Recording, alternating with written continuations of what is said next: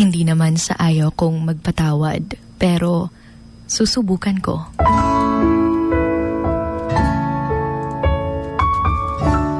Alam natin na mabigat sa pakiramdam at mahirap din naman yung magpatawad. Lalong-lalo na't ramdam mo pa rin yung bigat at sakit na iyong nararamdaman. Yung feeling na you're trying to forgive, pero nahihirapan ka talagang kalimutan yung mga nagawa niya.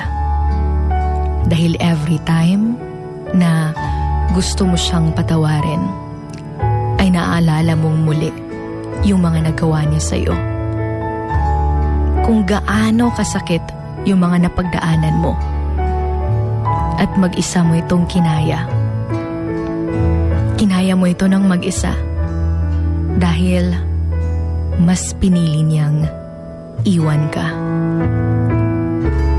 Mas pinili niya yung taong sa tingin niya ay mas nagpapasaya sa kanya. Mahirap magpatawad, pero subukan mo pa rin. Hindi sa lahat ng panahon ay kailangan mong gumante, na kailangan mong iparamdam sa kanya yung nararamdaman mong sakit. Just learn to let go. If nasaktan ka man niya, patawarin mo pa rin. Naway, mangibabaw pa rin yung love. Na kahit na hindi ka man pinili, na kahit na nagpaubaya ka man, na kahit na ilang beses mong binigyan siya ng chance, patawarin mo pa rin. At huwag na huwag mong isasarado yung puso mo sa possibilities na may tao talagang magmamahal sa'yo, ipaparamdam sa'yo na espesyal ka at araw-araw kang pipiliin. At kapag napatawad mo na siya, patawarin mo rin yung sarili mo. Dahil alam natin na at some point, nagalit ka talaga ng sobra sa kanya. At may mga nasabi ka na hindi mo naman gusto at intensyong sabihin sa kanya. Kaya patawarin mo yung sarili mo.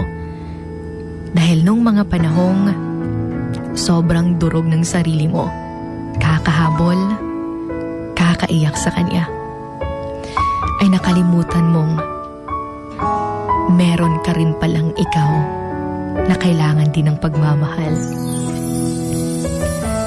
Lagi mong piliin yung magpatawad to have peace of mind para hindi ka agad umiinit yung ulo mo at para hindi mo rin masaktan yung mga taong wala namang kinalaman sa galit at sakit na nararamdaman mo. May mga taong nagkakamali, pero hindi naman nila intensyon na saktan ka. Nagawa nila yon dahil may mga rason din sila.